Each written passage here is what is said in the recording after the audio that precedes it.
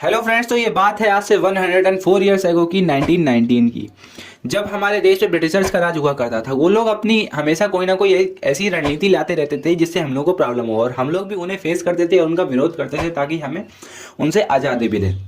तो एक लॉ आता है 18 मार्च 1919 को ब्रिटिशर्स के द्वारा, जो कि होता है रॉलेट एक्ट, जिसका दूसरा नाम होता है एनार्कियल एंड रिवॉल्यूशनरी एक्ट 1919। बेसिकली इस लॉ के अकॉर्डिंग वो लोग क्या कहते हैं कि वो किसी को भी इंडिया में शक के आधार पे अरेस्ट कर सकते हैं और उन्हें सजा सुना सकते हैं। वो उन लोगों के लिए हम लोगों की कीमत बिल्कुल भी नहीं थी। वो हम लोगों को बहुत ही छोटी किस्म का लोग मानते थे, इसीलिए उन्होंने ये लॉ निकाला ताकि वो किसी को भी अरेस्ट करके कभी भी सजा सुना सके। तो बेसिकली हमारे यहाँ के लोगों ने बोला कि ये लॉ आपका जो है बिना दलील, बिना वकील और बिना अपील का लॉ है, क्योंकि आप कहीं पे अपनी दलील पेश नहीं कर सकते हैं, कहीं पे आप कोई लॉयर हायर नहीं कर सकते हैं, या फिर कहीं पे आप अपना केस हायर लेवल पे नहीं कर सकते। जैसे हम लोग आज के टाइम में सुप्रीम कोर्ट या फिर प्रेसिडेंट के पास अपनी अपील लेके जाते हैं, वो हम लोग कुछ नहीं कर सकते थे। तो यहाँ पे दो लीडर्स हुआ करते थे उस टाइम पे, पंजाब के बहुत ही बड़े लीडर्स थे ये, डॉक्टर सत्यपाल एंड सैफुद्दीन किचलू। ये दोनों काफ़ी बड़े लीडर्स थे। ये लोग भी इस लॉ का विरोध कर रहे थे काफ़ी बड़ी मतलब प्रदर्शन करके। तो इन लोगों को ब्रिटिशर्स के द्वारा अरेस्ट कर लिया जाता है, क्योंकि उन्होंने रॉलेट एक्ट लगा दिया था कि वो किसी को भी शक के आधार पर अरेस्ट कर सकते हैं। जब इन लोगों को अरेस्ट कर लिया गया तो फिर वहाँ के पंजाब के लोगों को भी काफ़ी गुस्सा आया। तो वो लोग भी अब इसका विरोध करना चाहते थे, बट कर नहीं सकते थे, क्योंकि अगर वो विरोध करते तो ब्रिटिशर्स उन्हें भी अरेस्ट कर लेते। तो उन्होंने सोचा कि हम सब लोग इकट्ठे होकर शांतिपूर्ण तरीके से इनका विरोध करेंगे। शांतिपूर्ण कहने का मतलब कोई भी यहाँ पे ज़्यादा हंगामा नहीं करना है, कोई भी लड़ाई वड़ाई वो कुछ नहीं। तो उन्होंने एक जगह चुनी बैसाखी के त्यौहार पे।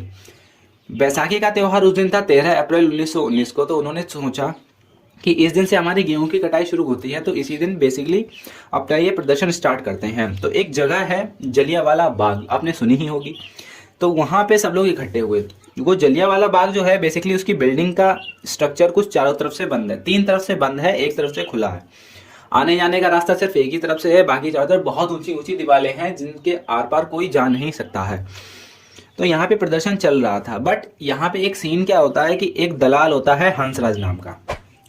वो जाके ब्रिटिशर्स को बता देता है कि आपके खिलाफ यहाँ पे एक ऐसा आंदोलन चल रहा है, एक समारोह हो रहा है जहाँ पे आपका विरोध किया जाता है। तो वो पता चलता है मिस्टर ओडायर को, जो कि पंजाब के लेफ्टिनेंट गवर्नर होते हैं उस समय के।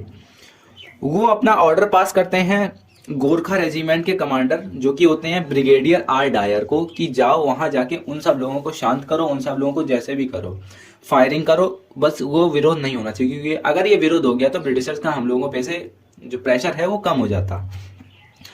तो आर डायर जाते हैं वहां पे, जाके सडन बिना कुछ पूछे ही वहां पे फायरिंग स्टार्ट कर देते हैं, और अंधाधुंध फायरिंग होती है, जिसकी वजह से लगभग 500 से 1000 के बीच में लोग मारे जाते हैं, 1200 लोग घायल हो जाते हैं, मतलब लगभग 2000 लोगों को बहुत ही ज्यादा नुकसान पहुंचता है। अब इसकी वजह से वहां लाशों का ढेर बिछ जाता है, जो कि आप समझ सकते हैं कितना दर्दनाक हो सकता है।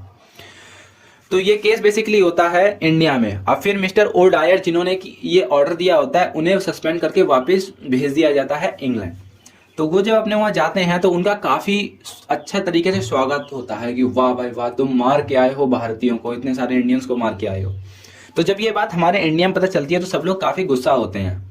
तो इसका और तेज से प्रदर्शन होने लगता है। अब यहाँ पे एक और सीन होता है कि 2 कमेटी का गठन होता है।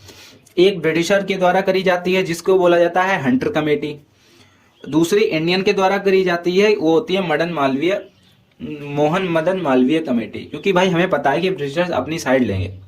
तो हंटर कमेटी ने जो रिजल्ट दिया वो बोला कि जो लोग थे जलियांवाला बाग में वो लोग लाठी डंडे लेके प्रदर्शन कर रहे थे, जिससे हम लोगों को प्रॉब्लम हो रही थी, ठीक। जबकि मदन मोहन मालवीय ने कहा कि आप लोग एक बार अरेस्ट कर चुके थे सत्यपाल को और सैफुद्दीन किचलू को, तो हम लोग बहुत ही शांतिपूर्ण तरीके से कर रहे थे, और उपद्रव वाली तो कोई बात ही नहीं है, क्योंकि हमारे पास कोई लाठी डंडे थे नहीं। तो यहाँ पे एक बच्चा होता है 5 से 6 साल का, जिसका नाम होता है उधम सिंह। वो देख रहा होता है कि उसके सामने इतने सारे लोग मारे जा रहे हैं, इतनी फायरिंग हो रही है। तो उसने उसी दिन दिमाग में सेट कर लिया था कि मिस्टर जो ओडायर हैं उन्हें यमराज नहीं मारेंगे, उन्हें मारेगा तो सिर्फ उधम सिंह मारेगा। तो उधम सिंह ये मन में बैठाले हुए थे कि इन्हें तो बस मारना ही मारना है। तो लगभग 21 साल बाद 1940 में वो वहाँ पे एक मीटिंग हो रही होती है लंदन में, जिसे अटेंड करने ये उधम सिंह भी गए हुए होते हैं। वहाँ पे ये एक अपनी बुक में गन छिपा के लेके जाते हैं। तो गन को है बुक में रख लिया है, वहाँ मीटिंग चल रही है और बस वहाँ पे गन निकाली, मिस्टर ओल्डायर को 7 शॉट्स उन्होंने दिए, वहीं पे मिस्टर ओल्डायर खत्म हो गए। बाद में उधम सिंह को फांसी सुना दी गई। तो ये थी कहानी जलियांवाला बाग की।